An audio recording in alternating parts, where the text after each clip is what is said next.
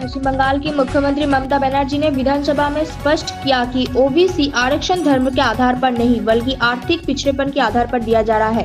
उन्होंने बताया कि राज्य में सर्वे के जरिए 140 श्रेणियों की चिन्हित किया गया है, जिनमें से 49 ओबीसी ए और 91 ओबीसी बी में है। सुप्रीम कोर्ट की समय सीमा के भीतर सर्वे पूरा किया जाएगा। साथ ही उन्होंने विरोधियों पर धर्म के नाम पर भ्रम फैलाने की आरोप लगाया और कहा कि सर्वे में 61% हिंदू और 79% मुस्लिम शामिल है।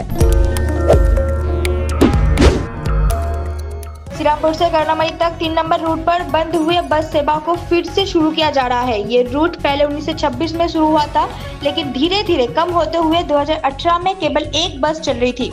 अब नया झकाझक पीला रंग और 48 सीटों वाली बसें फिर से इस रूट पर चलेंगी। इस पहल को लेकर यात्रियों में खुशी है, खासकर क्योंकि अतीत में ये रूट उनके लिए महत्वपूर्ण था। अभी 5 बसों का प्रस्ताव दिया गया है और भविष्य में और भी बसें चल सकती है। मालिकों ने इस रूट को फिर से चालू करने का फैसला किया है और जल्द ही एसी बसों की भी योजना भी हो सकती है। वेस्ट बंगाल कॉलेज में एडमिशन की प्रक्रिया जल्द शुरू होगी। पश्चिम बंगाल में उच्च माध्यमिक पास छात्रों के लिए कॉलेज एडमिशन की प्रक्रिया जल्द ही शुरू होने वाली है। शिक्षा मंत्री ब्रात्य बसु ने मंगलवार को विधानसभा में बताया कि 19 जून तक ऑनलाइन पोर्टल शुरू होने की उम्मीद है। पिछले साल भी इसी समय प्रक्रिया शुरू हुई थी। ओबीसी सर्टिफिकेट से जरूरी कानूनी जटिलता के कारण देरी हुई थी, लेकिन अब विधेयक पारित होने से एडमिशन प्रक्रिया में तेजी आने की उम्मीद है। शिक्षा मंत्री के इस बयान से छात्रों की चिंता कम होगी।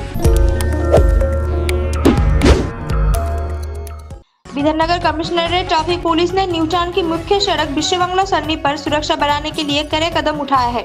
अब नारकेलबागान एयरपोर्ट जाने वाली विश्वबांग्ला सरनी पर टोटो रिक्शा, ई रिक्शा और साइकिलों के चलने पर प्रतिबंध लगा दिया गया है। ये फैसला मुख्य रूप से सड़कों पर इन वाहनों की वजह से होने वाली दुर्घटनाओं के बढ़ते जख्मों को देखते हुए लिया गया है। पुलिस का कहना है कि इन वाहनों के रजिस्टर न होने के कारण भी इन्हें नियंत्रण करना मुश्किल होता है। नियमों का उल्लंघन करने वालों के खिलाफ अभियान भी चलाया जाएगा। बंगाल के लोगों के कल्याण के लिए 300 किलो खोया खीर का महाप्रसाद पुरी के जगन्नाथ मंदिर से जिलों में वितरण के लिए रवाना किया गया है। ये प्रसाद रेफ्रिजरेटेड वैन से भेजा जा रहा है और 17 से 27 जून के बीच रेशन दुकानों के माध्यम से वितरित किया जाएगा। इस पहल का उद्देश्य पूरे राज्य में सभी लोगों के जीवन में सुख समृद्धि लाना है। भारत म्यांमार सीमा पर पिछले 36 घंटों में 6 बार भूकंप के झटके महसूस किया गया है। इनकी तीव्रता रिक्टर स्केल पर 3.8 से 4.5 के बीच रही, जिससे इलाकों में दहशत फैल गई है। वैज्ञानिकों के अनुसार ये क्षेत्र भारतीय और यूरेशियन प्लेटों के बीच टकराव के कारण एक जटिल टेक्टोनिक जोन में स्थित है, जिससे ये बार-बार भूकंप आते हैं। हालांकि इन हालिया भूकंप से किसी बड़े नुकसान की कोई खबर नहीं है। सोमवार को केंद्र में एनडीए सरकार के 11 साल पूरे होने पर प्रधानमंत्री नरेंद्र मोदी ने मंगलवार को दावा किया कि पिछले 11 वर्षों में देश को रक्षा क्षेत्र में उल्लेखनीय परिवर्तन आया है। उन्होंने आधुनिकीकरण और आत्मनिर्भरता को इस बदलाव का मूल बताया। प्रधानमंत्री ने कहा कि 2014 से 15 में 1940 करोड़ रुपए का रक्षा निर्यात 2024 से 25 में 23,622 करोड़ रुपए तक पहुंच गया है। हालांकि विपक्षी दलों ने इन दावों को विफलता और निराशा का प्रतीक बताया है।